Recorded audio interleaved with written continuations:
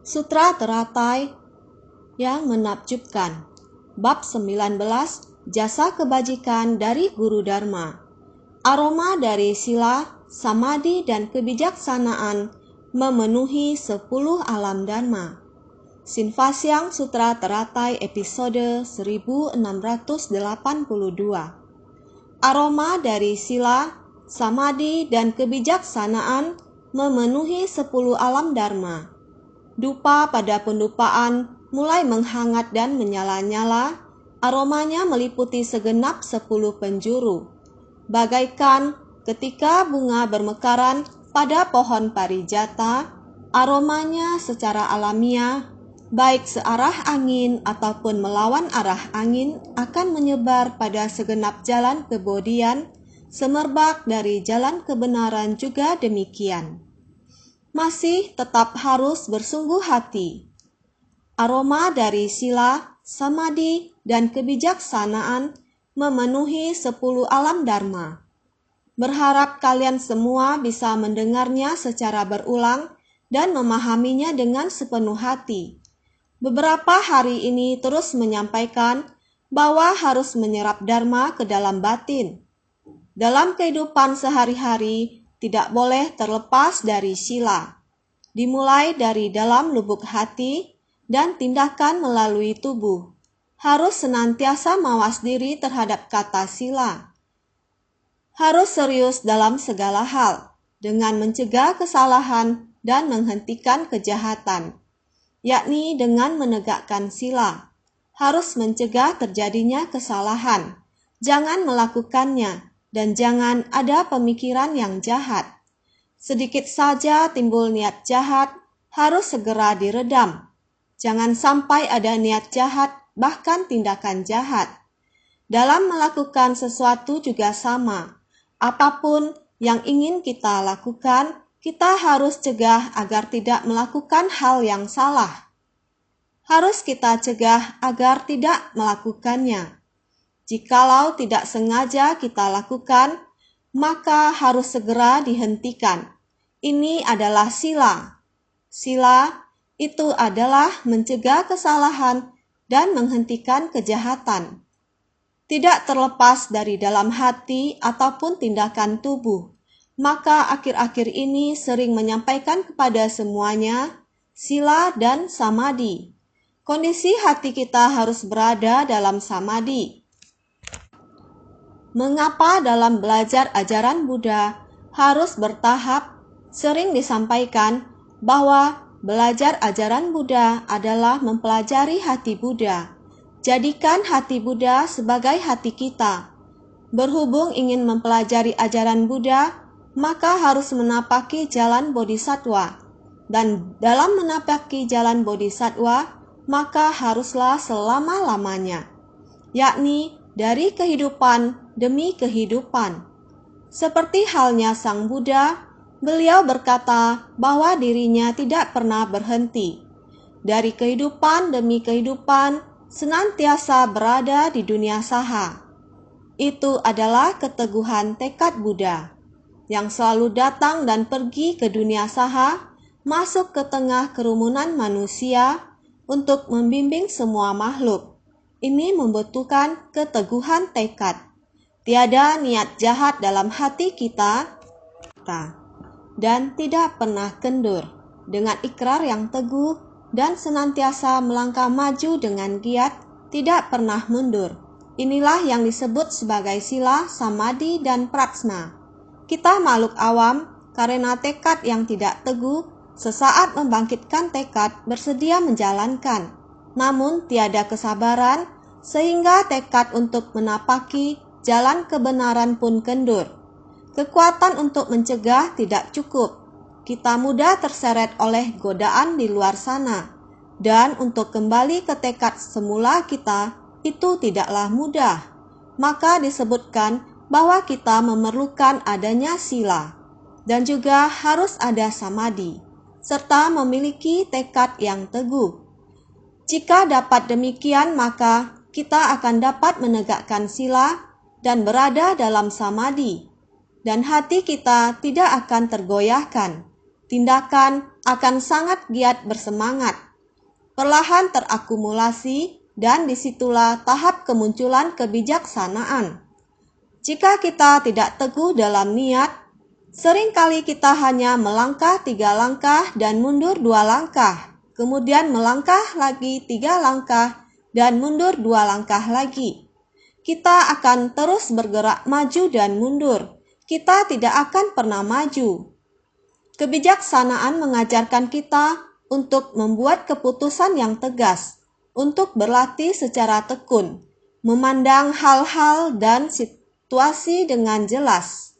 Ketika kita memahami hal-hal dengan jelas, mengerti dengan baik tentang orang, masalah, dan benda, serta berlatih dengan sungguh-sungguh, barulah kita dapat memahami dengan bijak. Jika tidak jelas, orang, masalah, dan benda, dan tidak memiliki tekad yang kuat, kita tidak akan bisa fokus dan memahami, sehingga kita tidak akan bisa menghasilkan kebijaksanaan. Oleh karena itu, sila, samadhi, dan kebijaksanaan harus terhubung dengan baik.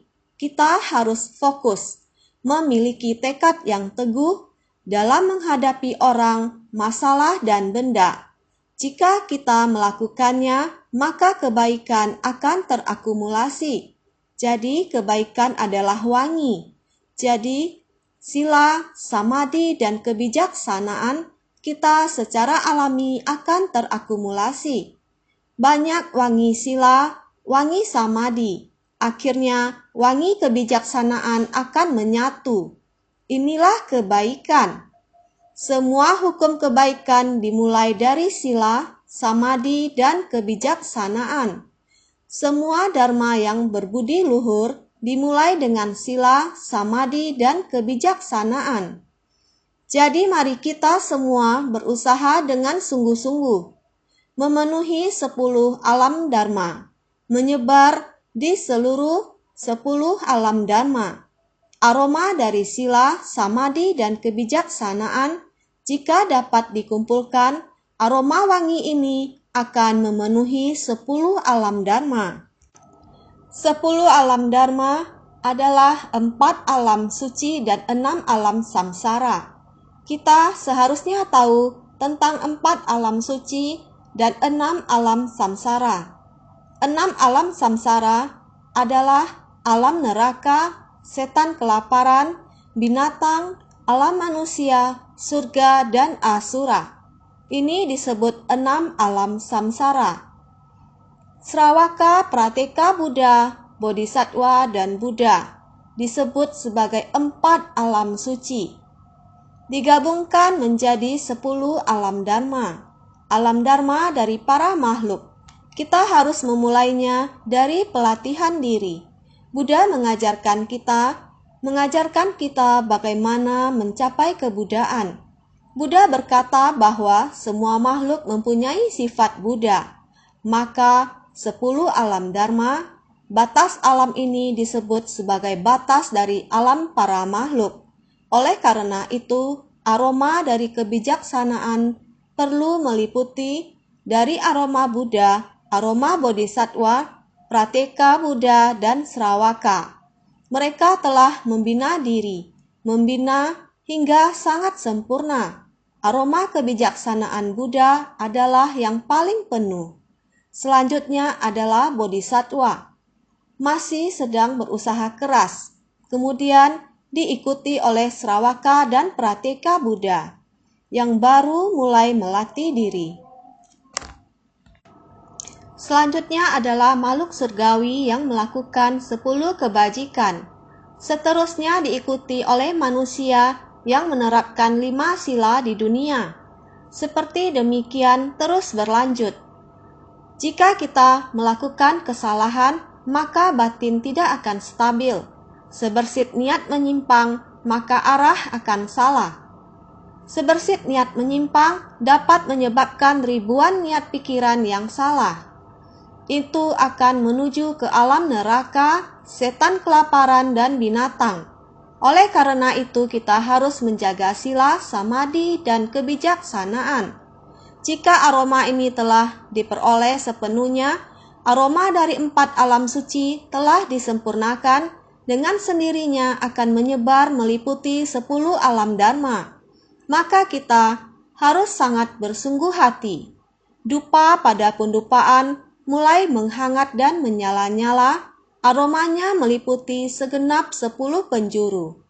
10 penjuru dan 10 alam dharma tidaklah sama.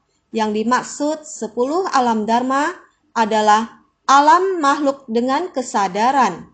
10 penjuru adalah 4 arah, 8 penjuru.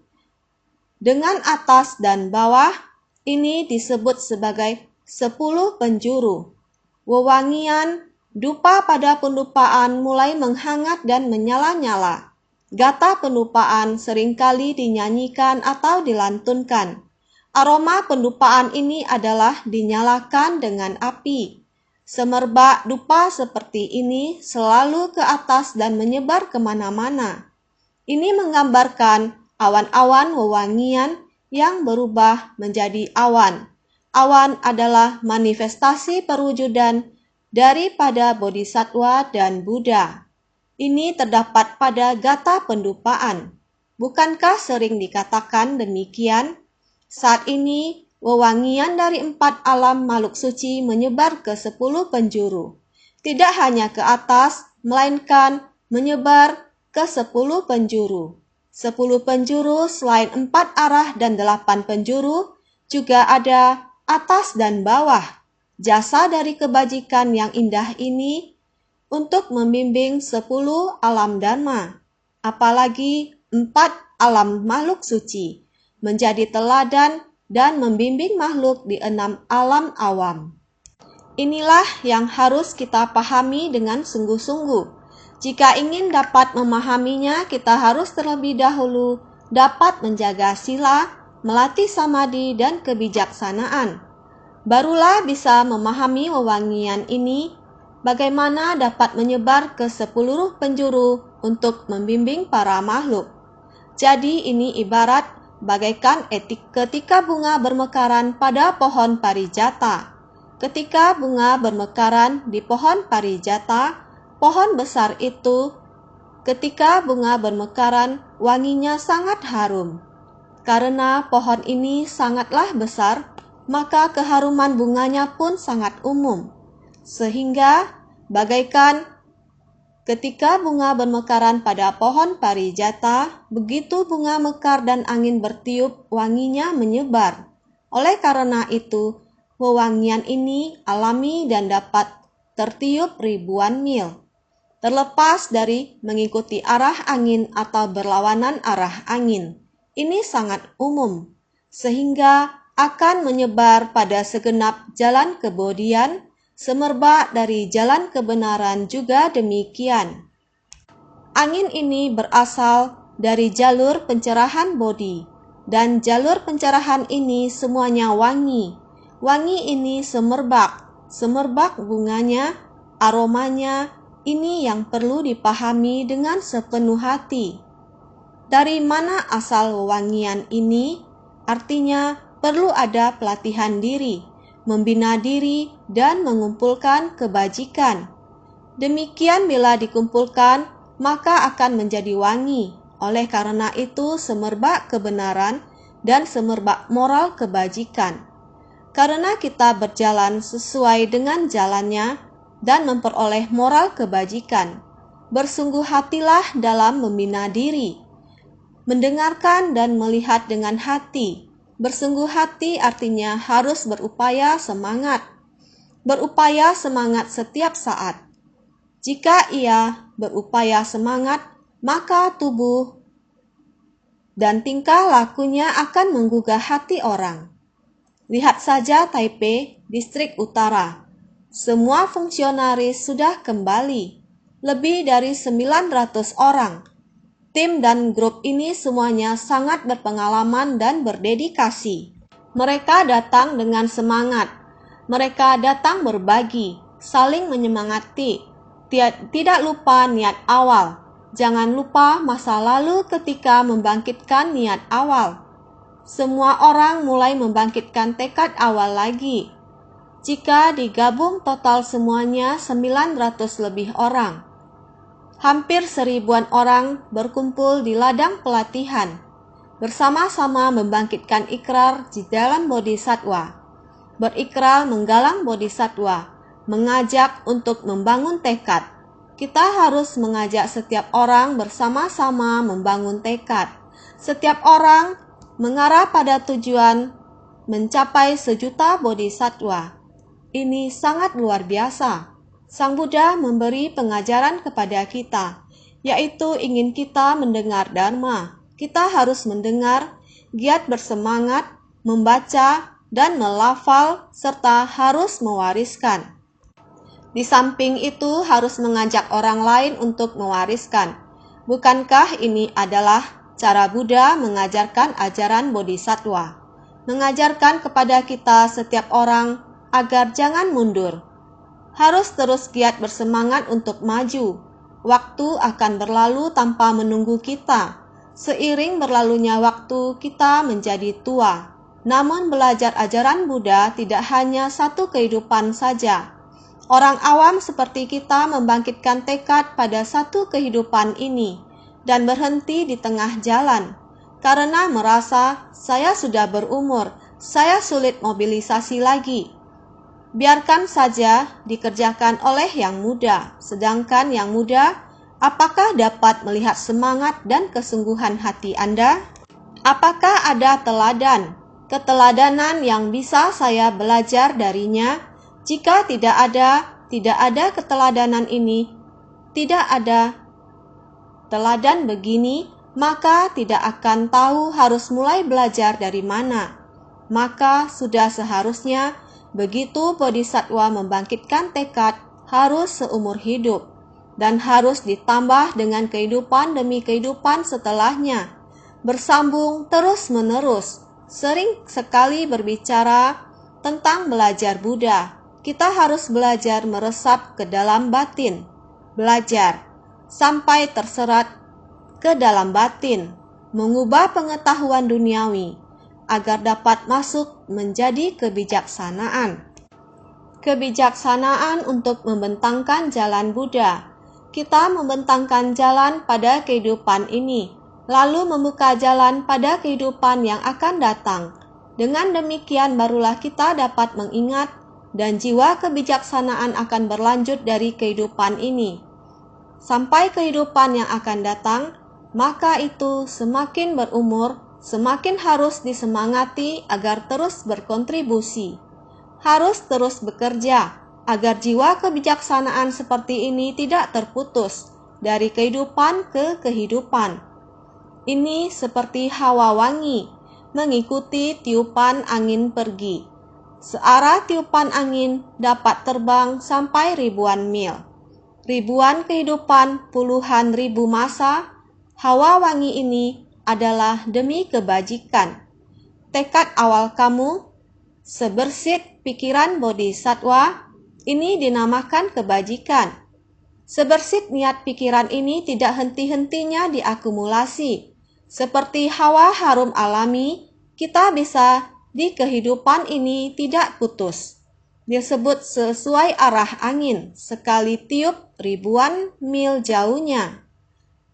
Dan seandainya angin yang bertiup berlawanan adalah kita sebagian waktu adalah demikian santai menunggu mulai. Masih ada jalinan jodoh membangkitkan hati kita. Ini baru mulai dari awal lagi. Ini adalah di tengah jalan ada rintangan. Namun mengatasi rintangan dengan upaya yang gigih. Seperti angin demikian. Kembali lagi, meskipun tiupan harum anginnya adalah lebih pendek, namun asalkan dia gigih berusaha juga bisa menyebar luas kebodian. Semerbak harumnya Dharma juga prinsip kebenaran yang sama saat kita jalan selangkah demi selangkah ditapaki dengan lancar. Sambung terus-menerus maju. Maka ini sangat utuh, melangkah setengah lalu berhenti, ini adalah menerima rintangan. namun masih ada jalinan jodoh membangkitkan niat kita. Jalan ini jangan menyimpang. Ingat, bab perumpamaan kota gaib kah? Sudah capek, mau pikir akan mundur kembali, terus melangkah maju, masih begitu jauh. Mau mundur ke belakang, jalan yang berliku-liku semakin melelahkan. Oleh karena itu, masih ada guru yang bijaksana.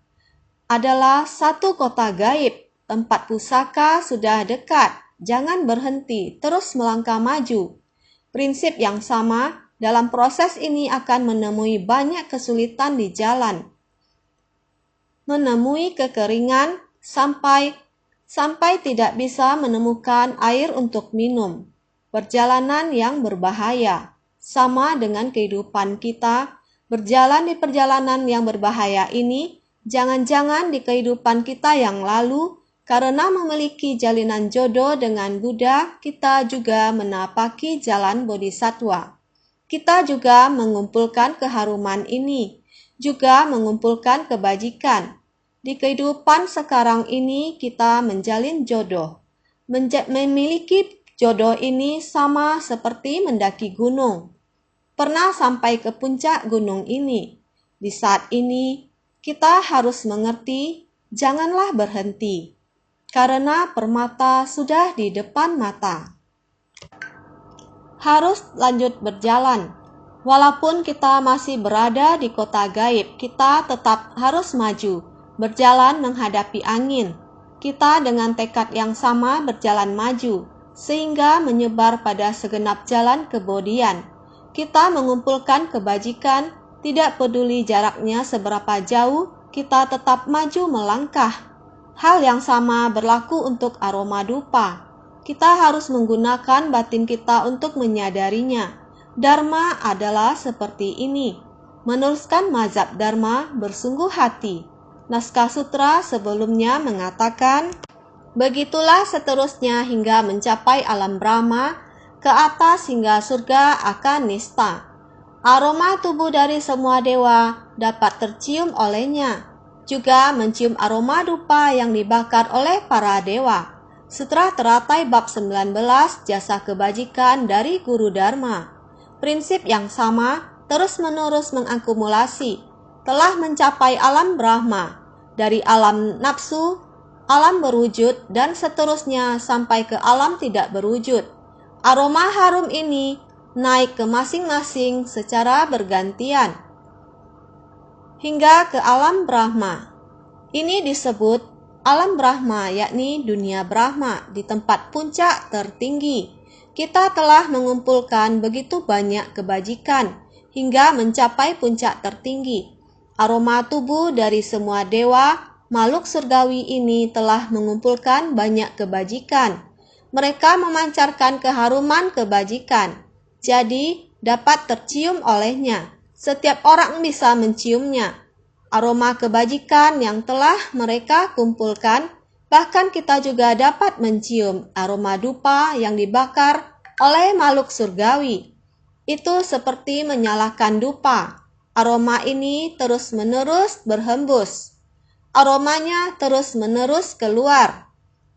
Bagian naskah sutra selanjutnya mengatakan lagi, serta aroma dari Sravaka, aroma dari Prateka Buddha, aroma dari Bodhisattva, dan aroma dari para Buddha, semuanya juga tercium olehnya dari jauh dan tahu di mana mereka berada. Sutra teratai bab 19, jasa kebajikan dari Guru Dharma. Prateka Buddha ini yang barusan kita bahas hanyalah 6 alam samsara. Alam dewa masih berada di antara alam makhluk awam. Sekarang yang ingin kita bahas adalah 4 alam suci. 4 alam makhluk suci dimulai dengan Sravaka, Prateka Buddha. Mereka telah membina diri melalui proses pencapaian buah pertama, kedua, ketiga, dan keempat dari tingkat arhat, hingga mencapai tahap Prateka Buddha. Dan praktek apa yang mereka latih? Serta aroma dari Sravaka, aroma dari Prateka Buddha, aroma dari 4 kebenaran mulia atau catur Arya Satya, dan aroma dari 12 nidana, dasa, astanga, pratitya, samutpada. Srawaka Prateka Buddha adalah menerima 4 kebenaran mulia dari Buddha. Mereka sangat jelas dan memahaminya. Mereka ingin memahami lebih dalam lagi tentang asal-usul kehidupan, mengapa ketidaktahuan yang terakumulasi bisa menjadi penderitaan. Mereka ingin menyelidiki dari mana penderitaan berasal, jadi ini juga adalah dharma, yang disebut 12 nidana. Dari 4 kebenaran mulia dan 12 nidana, kerisauan mendasar berupa keserakahan, kebencian, dan kebodohan, memunculkan kebodohan batin atau avidya, bentuk-bentuk karma atau sankara, kesadaran atau wisnana, batin jasmani atau nama rupa, 6 landasan indria atau sadayatana, sentuhan atau aparsa, perasaan atau wedana, nafsu keinginan atau trisna, kemelekatan atau upadana, proses penjelmaan atau brahwa, kelahiran atau jati, usia tua, dan kematian atau jara marana. Ini mencakup munculnya delusi, menciptakan karma dan kelahiran selama 3 masa. Segala sebab akibat ini setelah 1 putaran akan kembali ke awal lagi tanpa pernah berakhir. Keserakahan, kebencian, dan kebodohan, 3 hal ini jika digabungkan disebut sebagai kerisauan. Kerisauan pada dasarnya, kerisauan itu adalah kegelapan batin. Kerisauan berasal dari kegelapan batin. Jadi keserakahan, kebencian, dan kebodohan yang membuat kita memunculkan kerisauan. Kita akan menelusuri dari mana 12 sebab musabab atau nidana berasal. Mulai memberitahu semua orang kebodohan batin, yaitu mulai dari kebodohan batin atau avidya, mengkondisikan bentuk-bentuk karma atau sankara. Bentuk-bentuk karma atau sankara mengkondisikan kesadaran atau wijnana. Kesadaran atau wijnana mengkondisikan batin jasmani atau nama rupa. Batin jasmani atau nama rupa mengkondisikan 6 landasan indria atau sadayatana. 6 landasan indria atau sadayatana mengkondisikan sentuhan atau aparsa. Sentuhan atau aparsa mengkondisikan perasaan atau wedana. Perasaan atau wedana mengkondisikan nafsu keinginan atau trisna. Nafsu keinginan atau trisna mengkondisikan kemelekatan atau upadana. Kemelekatan atau ikatan atau upadana mengkondisikan proses penjelmaan atau brawa. Proses penjelmaan atau brawa mengkondisikan kelahiran atau jati. Kelahiran atau jati mengkondisikan usia tua dan kematian atau jara manara. Usia tua dan kematian atau jara marana, demikian datangnya kebodohan batin kita. Sebersit ketidaktahuan akan melahirkan 3 tanda halus, keserakahan, kebencian, dan kebodohan. Dengan kondisi luar sebagai kondisi pendukung, akan menumbuhkan 6 tanda kasar. Dulu kita katakan seperti ini. Hal-hal ini datangnya demikian. Kebodohan batin kita memunculkan bentuk-bentuk karma atau sankara. Dengan kebingungan bentuk-bentuk karma atau sankara, dunia manusia selalu dalam perubahan terus-menerus dan tak henti-hentinya. Di dalam kebingungan, rupa, perasaan atau wedana, persepsi atau samjana, mendorongan pikiran atau samkara, demikian tanpa henti terus-menerus dengan kebingungan menciptakan karma. Bentuk-bentuk karma atau sankara adalah menciptakan karma. Dalam menciptakan karma ini, kesadaran pikiran ini, pengetahuan kita adalah berbagai rupa di dunia ini. Kita mengenal benda-benda ini. Jadi yang paling asal mulanya adalah nafsu keinginan antara pria dan wanita. Nafsu keinginan ini, pria dan wanita mengejarnya, maka bergabung menjadi satu. Lalu menjadi hubungan suami istri dan hamil. Hamil yaitu di dalam perut ibu belum berwujud. Sebelumnya, Sutra Bhakti seorang anak sudah menjelaskan hal ini. Saat sperma ayah dan telur ibu bertemu, ini akan membentuk sebuah gelembung yang pelan-pelan terbentuk. Setelah 6 landasan indria berkembang, kepala, tangan, dan kaki pelan-pelan terbentuk dan terus berkembang sampai matang. Awalnya, sebelum ada kepala, tangan atau kaki, ini disebut batin jasmani atau nama rupa. Memiliki nama dan memiliki rupa. Saat sudah terbentuk kepala, tangan, dan kaki, dan semua organ sudah berkembang, inilah yang disebut 6 landasan indria. Karena 6 landasan indria sudah terbentuk, inilah yang dimaksud dengan 6 landasan indria. Saat waktu telah tiba dan bayi sudah dijangka waktu tertentu, bayi itu kemudian dilahirkan. Saat bayi itu dilahirkan, ia akan bertemu dengan dunia. Dan yang pertama kali yang ia rasakan adalah penderitaan. Ini adalah perasaan atau wedana. Perasaan dari penderitaan duniawi. Seiring bayi tumbuh dari masa anak-anak ke masa dewasa, maka mereka terus-menerus muncul keinginan. Bahkan anak kecil memilih orang yang dia suka, dan anak kecil ini juga memilih makanan yang ingin mereka makan. Seiring waktu, mereka terus-menerus menginginkan. Mereka harus belajar untuk membedakan dan memilih apa yang mau mereka ambil, jadi mereka mengejar apa yang mereka inginkan. Apa yang mereka ingin memiliki untuk mereka sendiri. Inilah apa yang dimaksud dengan permulaan. Permulaan dari apa? Dari karma.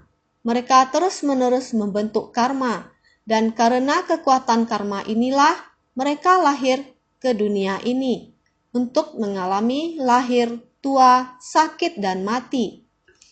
Ini adalah ajaran 12 nidana. Dunia manusia seperti ini. Setiap hari kita semua berhubungan.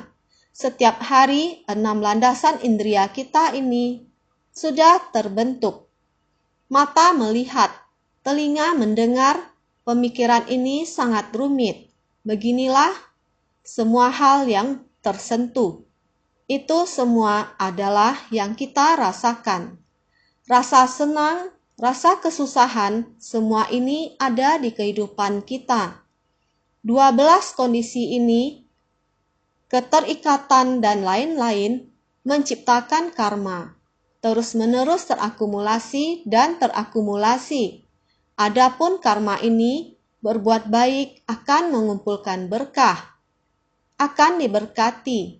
Jika kamu berbuat jahat, karma burukkah? Tubuh melakukan kejahatan, mengumpulkan karma buruk, maka akan menimbulkan hubungan yang buruk. Akibat yang buruk, balasan yang buruk, itu adalah kebobrokan. Jika berbuat baik dan menimbulkan hubungan yang baik, karma yang baik, hasil yang baik, balasan yang baik, beginilah terus-menerus mengakumulasi perbuatan baik. Jadi ini dari 4 kebenaran mulia, 12 nidana. Inilah yang dipraktikkan oleh para prateka Buddha dan Sravaka. Dharma yang ingin mereka pahami ada di sini. Saat kita mendengar dan suara terdengar di telinga kita, kita harus membawanya masuk ke dalam batin dan menyadarinya.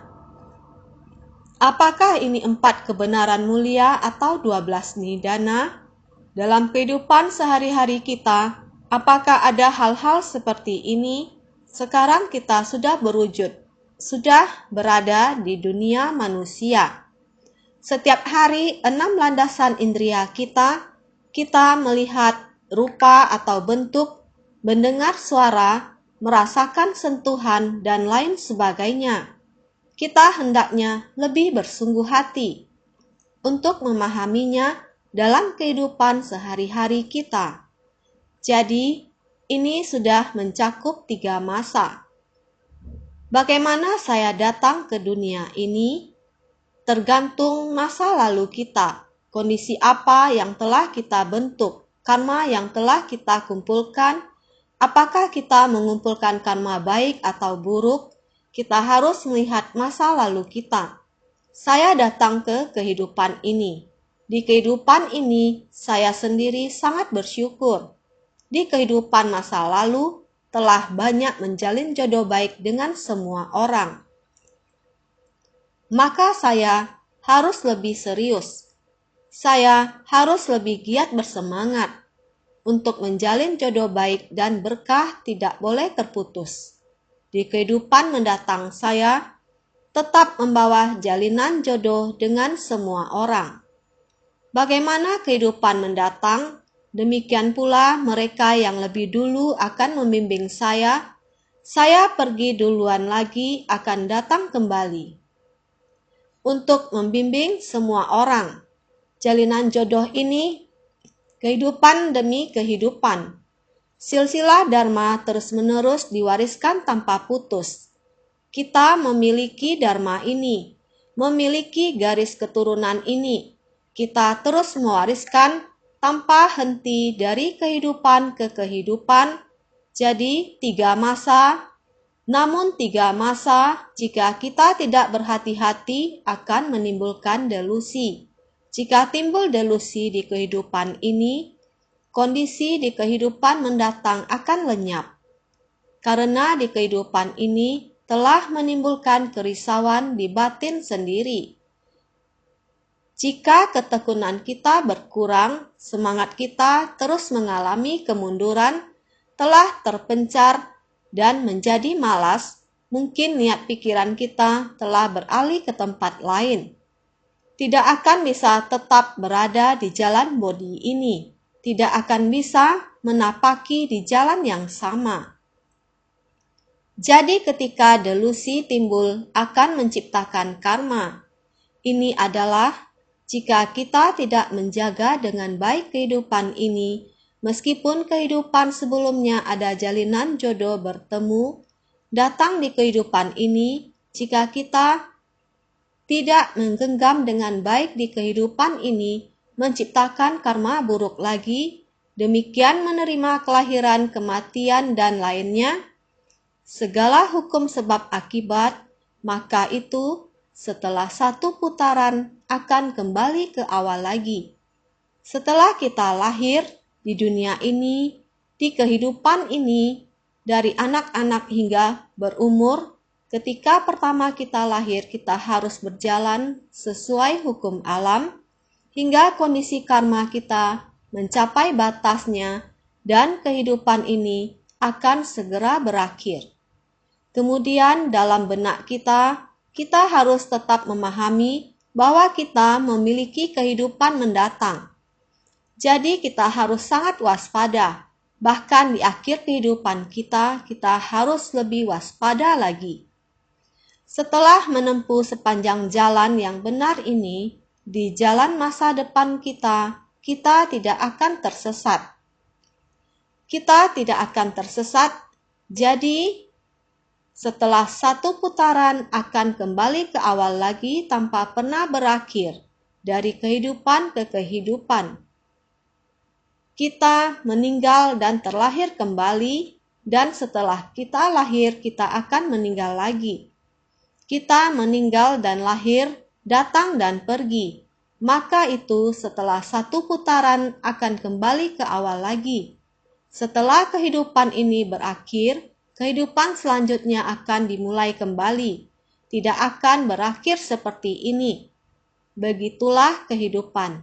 Jadi, inilah 4 kebenaran mulia dan 12 nidana yang merupakan ajaran yang dipraktikkan oleh Prateka Buddha dan Sravaka.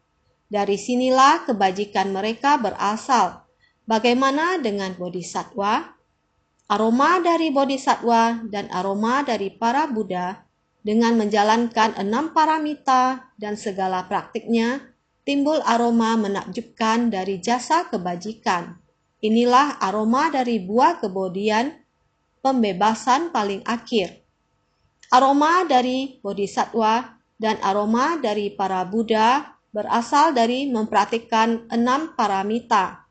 Yang telah kita bahas adalah kendaraan kecil untuk mengolah tubuh dan pikiran seseorang melalui pemahaman tentang asal mula kehidupan dan dari mana kekuatan karma berasal, adalah ajaran kendaraan kecil.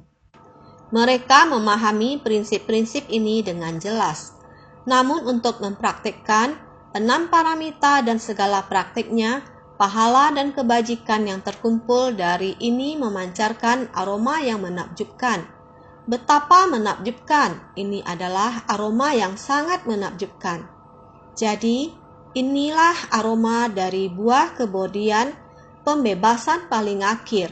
Aroma ini benar-benar meresap. Semuanya juga tercium olehnya dari jauh dan tahu di mana mereka berada. Sekalipun berada di alam manusia ini, dapat mencium aroma dari jalan kebenaran di kejauhan. Baik jauh atau dekat, semua tercium olehnya. Sekarang biarpun berada di alam manusia, namun dapat menentukan apakah buah balasan pada alam suci atau alam fana berdasarkan benih sebab dan kondisi pendukungnya, mencium aroma dari para dewa yang menikmati kebahagiaan dari menghimpun kebajikan, serta aroma dari mempraktikkan 4 kebenaran mulia, makanya disebut tercium olehnya dari jauh. Semuanya juga tercium olehnya dari jauh dan tahu di mana mereka berada, walaupun kita tinggal di dunia manusia. Karena kita melatih diri, kita mendengarkan dharma, kita penuh pengertian dan dapat membedakan dharma bajik dan dharma buruk. Kita mengetahui segala semerbak kebajikan ini datang dari akumulasi semua kebajikan, yaitu dharma bajik. Alam neraka, setan kelaparan dan binatang, semua yang ada di alam jahat, semuanya memiliki aroma busuk. Namun aroma busuk dapat berganti menjadi aroma harum, sehingga tempat ini, tempat di mana memiliki aroma harum, adalah tempat yang penuh pengertian. Semua makhluk berjiwa memiliki sifat Buddha, termasuk alam setan, kelaparan, binatang, dan neraka. Alam neraka adalah tempat di mana manusia terjerumus setelah mereka melakukan kejahatan, sehingga sifat hakiki mereka masih ada. Hanya saja mereka melakukan kejahatan dan terjerumus ke alam neraka. Melakukan kejahatan dan terjerumus ke alam binatang dan setan kelaparan, 3 alam kelahiran rendah. Melakukan kejahatan akan membawa atau menjerumuskan mereka ke alam rendah. Bagaimana dengan kebajikan? Aroma mereka naik ke atas.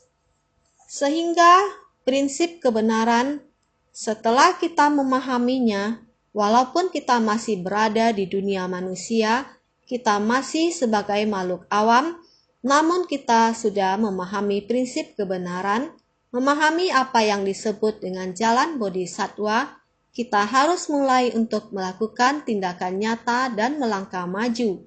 Karena kita sudah mencium aroma harum ini, karena kita mengetahui bahwa kita harus mengakumulasi kebajikan, maka kita akan dapat memasuki 4 tingkatan makhluk suci. Dari Sravaka, Prateka Buddha, Bodhisattva, sampai mencapai tingkat kebudaan. Karena kita mengetahui ini, maka kita hendaknya lebih bersungguh hati. Sekarang biarpun berada di alam manusia, namun dapat menentukan apakah buah balasan pada alam suci atau alam fana berdasarkan benih sebab dan kondisi pendukungnya. Berdasarkan sebab akibat ini, kita dapat memahami dan menentukan apakah ini adalah jalan dari orang suci atau jalan yang tak tercerahkan dari makhluk awam di dunia. Kalau kita melangkah menuju jalan dari orang suci, apa akibatnya? Atau kita berjalan menuju jalan yang tak tercerahkan, apa akibatnya? Kita sudah tahu bahwa pikiran dari makhluk tak tercerahkan timbul dan sirna. Jadi mudah untuk membangkitkan tekad, namun sulit untuk mempertahankannya. Karena itu kita disebut sebagai makhluk awam. Kita membangkitkan tekad dalam seketika, namun kita tidak bisa terus mempertahankannya. Karena itu kita disebut sebagai makhluk awam. Sedangkan orang suci, mereka selamanya mengeluarkan keharuman sila, samadhi, dan kebijaksanaan. Mudah bagi makhluk awam untuk membangkitkan tekad, ini yang sering saya ucapkan. Jangan lupakan tekad awal. Jangan lupakan momen ketika kita membangkitkan tekad. Ini yang disebut jangan lupakan tekad awal. Kalau kita bisa senantiasa mempertahankan tekad awal, pikiran kita tidak akan timbul dan sirna, sehingga kita bisa melangkah lurus menuju jalan ini dengan tekun dan bersemangat. Sebagai Serawaka, kita menerima suara yang didengar dan membina pikiran dan tubuh kita menuju pencerahan. Memasuki tanah orang suci, ini adalah praktik bodhisattva. Mempraktikkan 6 paramita dan puluhan ribu praktiknya. Dan masuk ke tengah orang banyak untuk mengubah para makhluk. Kita harus terus melakukan ini. Hingga jalinan jodoh untuk mengubah para makhluk menyatu. Janganlah kita meninggalkan para makhluk. Kita mesti terus mengikuti para makhluk. Bukankah ini yang diajarkan Sang Buddha? Para Buddha dan Bodhisattva mengikuti para makhluk datang ke dunia saha. Datang dan pergi seperti ini, mereka kembali ke dunia saha untuk membimbing para makhluk. Ini adalah sebab dan kondisi para Buddha dan Bodhisattva. Seiringan dengan hukum sebab akibat, para makhluk jadi maju dan mundur, jatuh ke alam neraka, setan kelaparan, dan binatang. Kalau mereka bisa melangkah maju menuju kebajikan, mereka juga akan mencapai kebudahan. Menapaki jalan bodhisattva, mereka akan mencapai kebudaan. Prinsip yang sama, oleh karena itu, namun dapat menentukan apakah buah balasan pada alam suci atau alam fana berdasarkan benih sebab dan kondisi pendukungnya. Sehingga mencium aroma dari para dewa yang menikmati kebahagiaan dari menghimpun kebajikan. Kita dapat membedakan inilah menanam benih bajik, mendapatkan balasan karma bajik. Keharuman ini, mencium wewangian ini, yaitu kita mengerti. Mengerti prinsip kebenaran ini, mempraktikkan prinsip kebenaran dari Dharma bajik. Kita telah mengerti sehingga serta aroma dari mempraktikkan 4 kebenaran mulia kita telah tahu. Ini adalah memupuk Dharma bajik yang dinikmati oleh para dewa. Kita lebih mengerti, yaitu mempraktikkan 4 kebenaran mulia dan 12 nidana. Kita harus lebih memahami dan mengetahui, yaitu menuju arah tingkatan orang suci, bodhisattva, Buddha.